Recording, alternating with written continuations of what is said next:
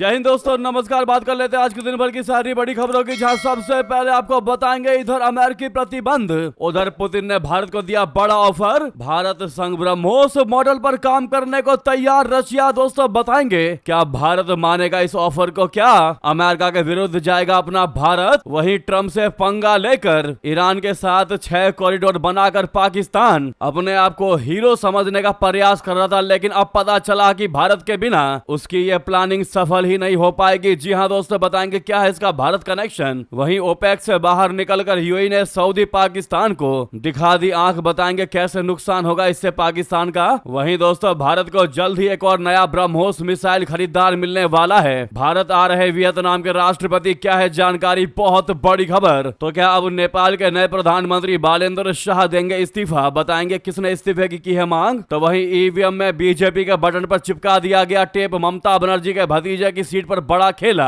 TMC के गढ़ में बीजेपी ने लगाया धांधली का आरोप, क्या दोबारा होगी वोटिंग। एक से एक बेहतरीन जानकारी विस्तार से आपको बताने वाले हैं, बस आप वीडियो के अंत तक बने रहिएगा। और खबरों में आगे बढ़ने से पहले अगर आप भी भारत की कूटनीति का दिल से समर्थन करते हैं तो वीडियो को लाइक करके, चैनल को सब्सक्राइब करके, बेल आइकन दबा के कमेंट में जय हिंद अवश्य कहिएगा। बात करते हैं पहली सबसे बड़ी खबर की, जहां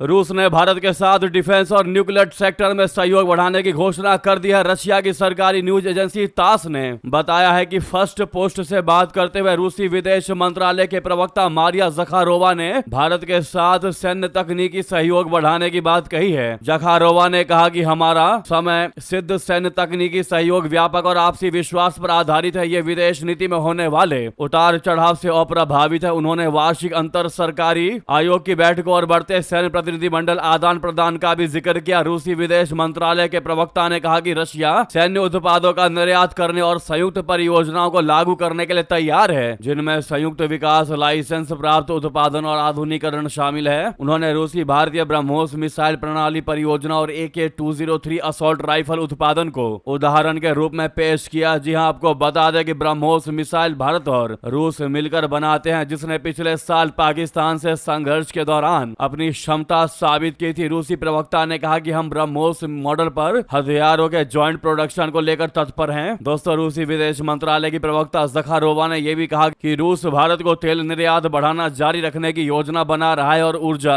ऑपरेटर भारतीय मांगों को यथासंभव कम समय में पूरा करेंगे। फर्स्ट पोस्ट से बात करते हुए रूसी विदेश मंत्रालय के प्रवक्ता ने ब्रिक्स को उभरती हुई बहुध्रुवीय व्यवस्था की आधारशिला बताया और संप्रभु समानता पर आधारित अंतरराष्ट्रीय संबंधों का एक दृष्टिकोण प्रस्तुत किया और विश्व मंच पर रूस की व्यापक महत्वाकांक्षाओं का संकेत दिया। रशिया ने यह घोषणाएं उस वक्त की है जब अमेरिका ने रशिया को प्रतिबंधों के जाल में जकड़ रखा है। दोस्तों रूस ने यह ऑफर ऐसे समय में दिया है जब अमेरिका ने भारत के लिए प्रतिबंध लगा रखा है कि भारत रशिया के साथ कोई भी डील साइन नहीं करेगा। अब आप ये बताइए दोस्तों, क्या इस सुनहरे मौके को अपना भारत छोड़ देगा, क्या भारत इसके लिए हामी भरेगा या नहीं। जो भी आपको लगता हो, ऐसे में भारत को क्या फैसले लेने चाहिए आपके हिसाब से, कमेंट करके जरूर बताइएगा। क्या इस ऑफर को मानना चाहिए या ठुकरा देना चाहिए, जरूर कमेंट कीजिएगा दोस्तों। लेकिन सामने लाइक का बटन अभी तक नहीं दबाया तो इस लाइक के बटन को जरूर प्रेस कर दीजिएगा। नेक्स्ट खबर की बात करते हैं, जहां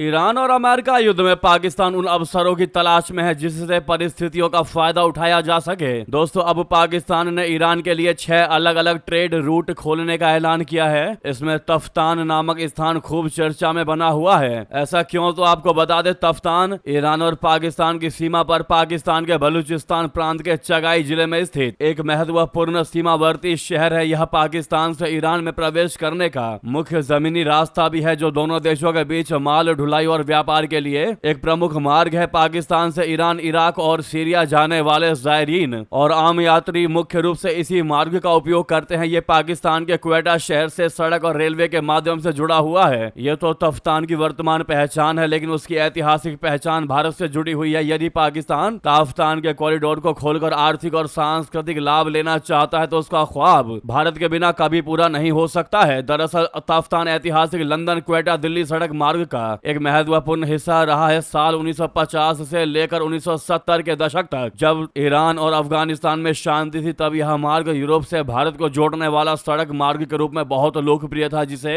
हिप्पी ट्रेल कहा जाता था। आपने नाम सुना होगा। यात्री यूरोप से चलकर तुर्की, ईरान और तफ्तान के रास्ते होते हुए पाकिस्तान में क्वेटा, फिर लाहौर और अंत में भारत में दिल्ली या उससे आगे तक जाते थे। ऐसे में आपको बता दें, यदि भारत तफ्तान से होकर जाने वाले पाकिस्तान के प्रस्तावित कॉरिडोर में शामिल हो जाए तो यूरोप से आने वाले लाखों तीर्थ यात्री, पर्यटक तथा मध्य पूर्व के लाखों जायरीन इस मार्ग से ही भारत आने लगेंगे। ऐसे में पाकिस्तान को इसका गहरा आर्थिक लाभ हो सकता था, लेकिन भारत तो अब इसमें शामिल है ही नहीं। ऐसे में चीन और पाकिस्तान तफ्तान से होकर ईरान के रास्ते जिस आध्यात्मिक, पर्यटन और आर्थिक फायदे का ख्वाब देख रहे हैं, उसका भविष्य भारत के बिना अधर में ही नजर आता है। तो यह है पूरी कहानी दोस्तों, जहां पाकिस्तान अपने आप को समझ रहा था हीरो, असली में हीरो निकला भारत और पाकिस्तान बना जीरो। इस पर आपकी जो भी राय हो जरूर कमेंट कीजिएगा। साथ ही साथ उधर बता दे, सऊदी यूएई ने हॉर्मुज को अब कर दिया बाईपास, भारत तक तेल पहुंचाने का रास्ता निकाल लिया गया। कहां से कैसे बता दें। ईरान के खिलाफ अमेरिका और इजराइल का युद्ध शुरू होने के बाद जब हॉर्मुज स्ट्रेट बंद हुआ तो भारत के लिए तेल और गैस की किल्लत हो गई। तेल और गैस के लिए सऊदी अरब, संयुक्त अरब अमीरात जैसे खाड़ी देशों पर निर्भर भारत के लिए हॉर्मुज का बंद होना बड़ा झटका साबित हुआ। अब इस बीच रूसी तेल पर लगे बैन के हटने से भारत को राहत मिली, लेकिन सऊदी यूएई से भारत को तेल सप्लाई कुछ समय के लिए लगभग बंद हो गई। लेकिन दोनों खाड़ी देशों ने इसका तोड़ भी निकाल लिया और हॉर्मुज को बाईपास कर कच्चा तेल अब भारत तक पहुंचाने लगे हैं। सऊदी अरब से भारत को कच्चे तेल की सप्लाई अब सामान्य हो गई है और यूएई से आने वाली खेप पिछले साल के औसत से काफी ज्यादा चल रही है। ऐसा इसलिए संभव हो सका है क्योंकि दोनों देशों ने हॉर्मुज स्ट्रेट में रुकावट के बीच वैकल्पिक बंदरगाहों से लोडिंग बढ़ा दी है। शिप ट्रैकिंग फर्म केपलर के वरिष्ठ रिसर्च एनालिस्ट निखिल दुबे ने इकोनॉमिक टाइम्स से कहा है कि सऊदी अरब और यूएई से बड़ी सप्लाई ईरान और वेनेजुएला से दोबारा शुरू हुए आयात और रशिया से अधिक खरीद ने खाड़ी क्षेत्र से आई कमी की आंशिक भरपाई की है। इससे अप्रैल में भारत को कच्चे तेल की उपलब्धता बनी रही। अब सवाल यह है कि सऊदी अरब और यूएई हॉर्मुज के बंद होने के बीच भारत कैसे पहुंचा रहा अपना तेल। दोस्तों, सऊदी अरब ईस्ट वेस्ट पाइपलाइन के जरिए भारत तक तेल भेज रहा है। फारस की खाड़ी स्थित रास तनुरा बंदरगाह से भेजी जाने वाली तेल की खेप 70 लाख बैरल प्रतिदिन क्षमता वाली पाइपलाइन के जरिए लाल सागर के यनबू टर्मिनल तक आ रही है। दूसरी ओर यूएई 17 लाख बैरल प्रतिदिन क्षमता वाली एडी कॉप पाइपलाइन के जरिए तेल को फुजैरा बंदरगाह तक भेज रहा है, जो ओमान की खाड़ी पर स्थित है। इन दोनों देशों के अलावा खाड़ी के अन्य उत्पादक देश अब भी निर्यात के लिए बड़े पैमाने पर हॉर्मुज पर निर्भर हैं। भारत ने ओमान से भी तेल खरीद बढ़ा दी है क्योंकि उसका तेल हॉर्मुज के जरिए नहीं आता। अप्रैल में भारत को ओमान से 1,01,000 बैरल प्रतिदिन तेल मिला, जबकि 2025-26 का औसत केवल 18,000 बैरल प्रतिदिन ही था। दोस्तों, वाकई में भारत को अब काफी फायदा होता दिखाई दे रहा है। साथ ही साथ आपको बता दें, उधर गल्फ में चल रही एक और लड़ाई। ओपेक से बाहर निकलकर यूएई ने सऊदी पाकिस्तान को दिखा दी आंख। जी हां, संयुक्त अरब अमीरात यानी यूएई ने करीब 60 साल बाद तेल उत्पादक देशों के संगठन ओपेक को छोड़ने का फैसला लिया है। यूएई के इस फैसले को सिर्फ तेल का नहीं बल्कि राजनीति का भी बड़ा खेल माना जा रहा है। इससे न सिर्फ इस तेल संगठन और एक तरह से इसके सबसे बड़े नेता माने जाने वाले सऊदी अरब को झटका लग सकता है, बल्कि सऊदी अरब के रक्षा साझेदार पाकिस्तान पर भी इसका तगड़ा असर पड़ सकता है। दरअसल यूएई और सऊदी अरब के बीच तनाव काफी समय से चल रहा था। हालांकि ईरान के हमलों के कारण दोनों देश एक मोर्चे पर दिखने लगे थे। यूरेशिया ग्रुप के मिडल ईस्ट के प्रमुख फिराज मकसद ने फाइनेंशियल टाइम्स से कहा कि यूएई खुश नहीं था कि उसे अपनी तेल उत्पादन सीमा में बंद कर रहना पड़े, खासकर जब वो ज्यादा तेल निकालना चाहता था और सऊदी अरब कम उत्पादन चाहता था। यूएई पाकिस्तान से भी नाराज रहा है। इसकी वजह है पाकिस्तान के सऊदी अरब के साथ बढ़ते रिश्ते और अमेरिका व ईरान के बीच मध्यस्थ की भूमिका निभाना। यूएई को लगता है कि पाकिस्तान ने ईरान को खाड़ी देशों पर हमलों के लिए जिम्मेदार नहीं ठहराया। चैथम हाउस के एक्सपर्ट नील किलियम ने कहा कि पाकिस्तान की मध्यस्थ की भूमिका से यूएई नाराज था। उन्होंने कहा कि यूएई के नजरिए से इसमें कोई न्यूट्रल यानी तटस्थ जगह नहीं है। अगर आप बीच में है तो आप किसी एक तरफ नहीं है और यूएई को मंजूर नहीं। यूएई ओपेक का तीसरा सबसे बड़ा तेल उत्पादक देश है और 1967 में इसमें शामिल हुआ था, लेकिन ओपेक में शामिल देशों के लिए तेल उत्पादन की सीमा सऊदी अरब तय करता रहा है, जिससे यूएई ज्यादा तेल निर्यात नहीं कर पा रहा था। अब ओपेक छोड़ने से यूएई को आजादी मिल जाएगी जाएगी कि वो बाजार के हिसाब से जल्दी फैसला ले सके और ज्यादा मुनाफा कमा सके। इतना ही नहीं, इस फैसले से सऊदी अरब की छवि को भी तगड़ा नुकसान होगा, क्योंकि अब तेल की कीमतों को कंट्रोल करने की उसकी ताकत कमजोर पड़ जाएगी। साथ ही इससे यूएई को अमेरिकी राष्ट्रपति ट्रंप के और करीब आने में मदद मिल सकती है, जो लंबे समय से ओपेक की आलोचना करते रहे हैं। तो ये है तगड़ा झटका दोस्तों सऊदी को यूएई ने दिया है। ऐसे में पाकिस्तान वाला फैक्टर क्या है तो आपको बता दें।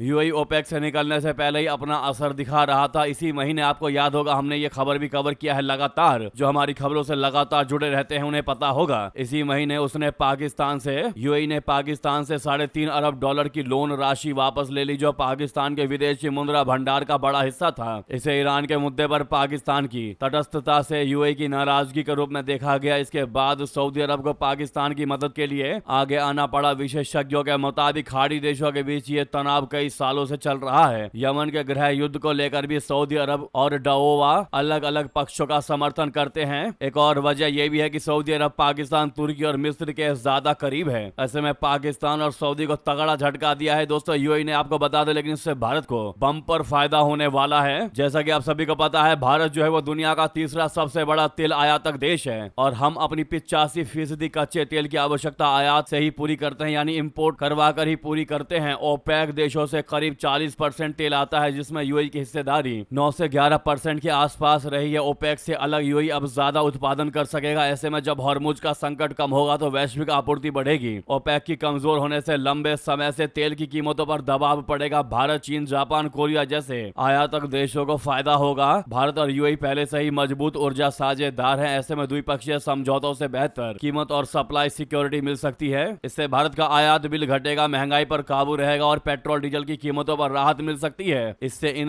पेट्रोल डीजल के दाम भी कम हो सकते हैं। भारत पहले से रशिया, अमेरिका, सऊदी आदि से सप्लाई डाइवर्सिफाई कर रहा है, जो इस स्थिति में मददगार साबित होगा। यानी भारत के लिए चांदी चांदी की खबर है। साथ ही साथ बता दें, एक और बड़ी जानकारी सामने आ रही है। भारत आ रहे वियतनाम के राष्ट्रपति 5800 करोड़ की होगी ब्रह्मोस डील। जी हां, वियतनाम के राष्ट्रपति तो लाम अगले हफ्ते भारत यात्रा पर आ सकते हैं। उनकी इस यात्रा का मकसद भारत के साथ सामरिक और सैन्य साझेदारी को और आगे बढ़ाना है। लेकिन उनकी इस यात्रा का सबसे बड़ा लक्ष्य करीब 5800 करोड़ बोले तो $700 मिलियन की ब्रह्मोस मिसाइल की प्रस्तावित डील है। इस मामले की जानकारी रखने वालों के हवाले से ये बातें सामने आई है दोस्तों, जो सबसे पहले हम आपको बता रहे हैं। एक्सक्लूसिव जानकारी। जी हाँ, वियतनाम के राष्ट्रपति तो लाम, जी हां दोस्तों इनका नाम है तो लाम, उनकी भारत यात्रा के दौरान वो ब्रह्मोस मिसाइल खरीदने के अलावा भी कई और तरह के हथियार और रक्षा उपकरणों को खरीदने की बात को आगे बढ़ा सकते हैं। अखबार ईटी की रिपोर्ट के मुताबिक प्रस्तावित डील में ब्रह्मोस के एंटी शिप वर्जन शामिल हो सकते हैं, जिससे वियतनाम को अपनी समुद्री सुरक्षा क्षमता बढ़ाने में मदद मिलेगी। ऐसे में यह देखना भी महत्वपूर्ण है कि राष्ट्रपति बनने के बाद वो चीन गए और उसके तुरंत बाद भारत आ रहे हैं, जो कि बहुत बड़ी बात है। भारत और वियतनाम के संबंधों में तब और मजबूती आनी शुरू हुई जब 2016 में प्रधानमंत्री नरेंद्र मोदी जी वियतनाम यात्रा पर पहुंचे। यहीं से दोनों में व्यापक रणनीतिक साझेदारी बोले तो CSP की शुरुआत हुई। तो लाम व्यापक रणनीतिक साझेदारी के 1 दशक पूरे होने पर भारत आने वाले हैं। भारत और वियतनाम के बीच रक्षा और सुरक्षा सहयोग व्यापक रणनीतिक साझेदारी के मुख्य आधार हैं। अगर वियतनाम ने ब्रह्मोस खरीदने का सौदा कर लिया तो यह तीसरा दक्षिण एशियाई देश होगा जो भारत से मिसाइल खरीदेगा। ये वाली मिसाइल, जी हाँ, सबसे पहले फिलीपींस भारत के साथ ये समझौता कर चुका है। वहीं पिछले महीने ही इंडोनेशिया ने भी भारत के साथ ब्रह्मोस खरीदने की डील की है। वहीं रिपोर्ट यह भी है कि दक्षिण एशियाई देश थाईलैंड भी ब्रह्मोस में दिलचस्पी दिखा रहा है। साथ में इन देशों की भी दिलचस्पी है, जिसमें सऊदी अरब, संयुक्त अरब अमीरात, ओमान, मिस्र और साथ में कई दक्षिण अमेरिकी देश भी हैं जो ब्रह्मोस में दिलचस्पी दिखा रहे हैं। ऐसे में इनको मोस्ट वेलकम टू इंडिया। तो लाम जी जरूर कमेंट में कह दीजिएगा दोस्तों, और कमेंट में इस सवाल का जवाब जरूर दीजिएगा कि प्रधानमंत्री नरेंद्र मोदी जी जब 2016 में वियतनाम यात्रा पर पहुंचे थे उस समय वो कौन सा महीना था, किस महीने में वो वियतनाम गए थे। देखते हैं कौन बिल्कुल सही सटीक जवाब देता है। साथ ही साथ आपको बता दें,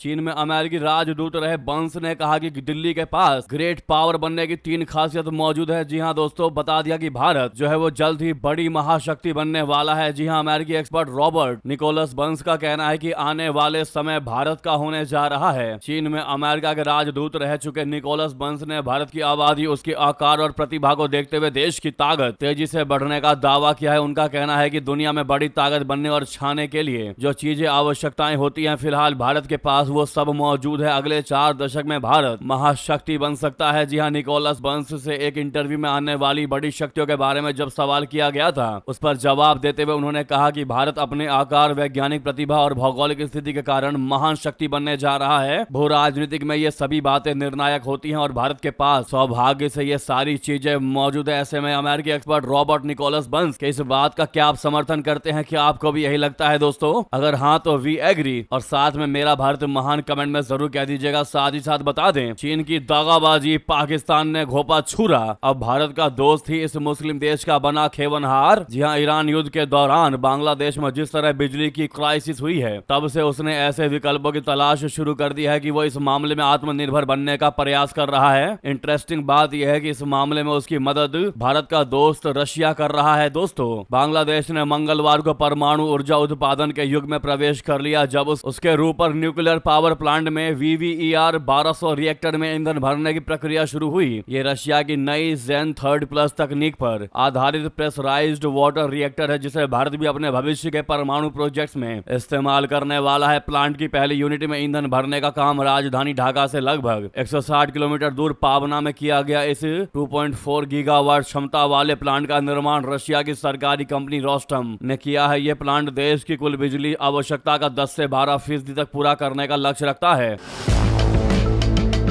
पहली यूनिट को साल 2026 के अंत तक औपचारिक रूप से बांग्लादेश को सौंप दिया जाएगा। भारत भी अपने कुंदनकुलम न्यूक्लियर पावर प्लांट में इसी के इस्तेमाल की योजना बना रहा है। दरअसल बांग्लादेश में चीन ने ऊर्जा क्षेत्र में कई प्रोजेक्ट्स चलाए थे, खासकर कोयला आधारित बिजली परियोजना। चीन की कंपनियों और बैंकों ने पायरा पावर प्लांट और बारापुकरिया पावर प्लांट में बांग्लादेश में कई पावर प्रोजेक्ट्स में निवेश किया। फिर साल 2021 में चीन ने घोषणा की है कि वो विदेशों में नए कोयला आधारित बिजली प्रोजेक्ट को फाइनेंस नहीं करेगा, जिसका कारण पर्यावरण और जलवायु दबाव था। बांग्लादेश में प्रस्तावित कई कोयला प्रोजेक्ट्स रद्द या रोक दिए गए। ऐसे में बांग्लादेश ने धीरे धीरे कोयले से हटकर गैस, LNG और नवीकरणीय ऊर्जा की तरफ ध्यान बढ़ाया। वहीं पाकिस्तान बांग्लादेश को कुछ भी देने की स्थिति में नहीं है, क्योंकि वो खुद ही पावर क्राइसिस से जीत रहा है। आपको जानकारी के लिए बता दें कि बांग्लादेश जिन रिएक्टर्स पर भरोसा जता रहा है, वो भारत में कुडनकुलम परमाणु संयंत्र में ऑलरेडी काम कर रहे हैं। यानी कि चीन से दगाबाजी के बाद, पाकिस्तान से मदद न मिलने के बाद अब भारत का दोस्त रशिया ही बना बांग्लादेश का सहारा। जी हां दोस्तों, वहीं आपको बता दें, ममता बनर्जी के भतीजे की सीट पर बड़ा खेला। ईवीएम में बीजेपी के बटन पर चिपका दिया गया टेप। वोटिंग के बीच बीजेपी का सनसनीखेज आरोप, वहां दोबारा मतदान के आदेश दे दिए गए। दोस्तों बता दें, पश्चिम बंगाल विधानसभा चुनाव के अंतिम चरण के मतदान के दौरान ईवीएम मशीन पर टेप लगाने की कोशिश का मामला सामने आया है। डायमंड हार्बर लोकसभा क्षेत्र की हाई प्रोफाइल सीट फाल्टा में कई बूथों पर ईवीएम के बटनों पर सेलोफेन टेप चिपकाए जाने की खबरें आई हैं। चुनाव आयोग ने इन प्रभावित बूथों पर दोबारा से वोटिंग के आदेश दिए हैं। दोस्तों, क्या है पूरा विवाद बता दे। वोटिंग शुरू होने के कुछ ही घंटों बाद ही बीजेपी उम्मीदवार देवांशु पांडा ने आरोप लगाया कि कई बूथों पर बीजेपी और लेफ्ट यानी CPM के उम्मीदवारों के नाम और चुनाव निशान वाले बटन पर टेप चिपका दिया गया। इसकी वजह से जब वोटर्स बटन दबा रहे थे तो बटन दब ही नहीं रहा था। यह विवाद उस सीट फाल्टा का है जहां अभिषेक बनर्जी के करीबी जहांगीर खान चुनाव लड़ रहे हैं। बता दे, एक दिन पहले ही सिंघम कहे जाने वाले IPS अजय पाल शर्मा ने जहांगीर खान के घर जाकर कड़ी चेतावनी दी थी कि अगर बदमाशी की तो सही तरीके से निपटेंगे। सोशल मीडिया पर वायरल कथित वीडियो में साफ देखा जा सकता है, जो आप सामने देख पा रहे हैं, कि कैसे विपक्षी उम्मीदवारों के बटनों को ब्लॉक किया गया। बीजेपी IT सेल प्रमुख अमित मालवीय ने इन वीडियो को शेयर करते हुए इसे डायमंड हार्बर मॉडल करार दिया। अमित मालवीय ने तंज कसते हुए लिखा कि ममता बनर्जी इसी गुंडागर्दी का बचाव कर रही थी। डायमंड हार्बर में इसी मॉडल के दम पर चुनाव जीते जाते हैं, जहां वोटर्स को उनका हक इस्तेमाल करने से ही रोक दिया जाता है। वहीं राज्य के मुख्य निर्वाचन अधिकारी मनोज कुमार अग्रवाल ने इस मामले को बेहद गंभीरता से लिया। उन्होंने संकेत दिए हैं कि यदि ऐसी और भी शिकायतें पुख्ता पाई गई तो केवल कुछ बूथों पर ही नहीं बल्कि पूरे निर्वाचन क्षेत्र में दोबारा से मतदान कराया जा सकता है। फिलहाल प्रभावित बूथों पर वोटिंग रोक दी गई है और नए सिरे से मतदान की तैयारियां की जा रही हैं। तो ये है दोस्तों TMC का असली रूप, जहां पर धांधली से जीते जाते हैं चुनाव, जिसका खुलासा अब सामने देख ही पा रहे हैं। भारतीय जनता पार्टी के बटन पर टेप चिपका दिया गया है ताकि वोटर्स जो बीजेपी को वोट देना चाह भी रहे हो तो वो उस बटन को ना दबा पाए। तो ये है पूरा असली खेला। इस पर आपकी जो भी राय हो दोस्तों भारी मात्रा में कमेंट करके बताइएगा। लगे हाथ तो वीडियो को लाइक करके इस चैनल को सब्सक्राइब करके बेल आइकन दबा के कमेंट में जय हिंद अवश्य कह दीजिएगा। मिलता अगली बड़ी खबर में। यहां तक बने रहने के लिए आप सभी का बहुत बहुत धन्यवाद, बहुत बहुत आभार। जय हिंद, जय भारत।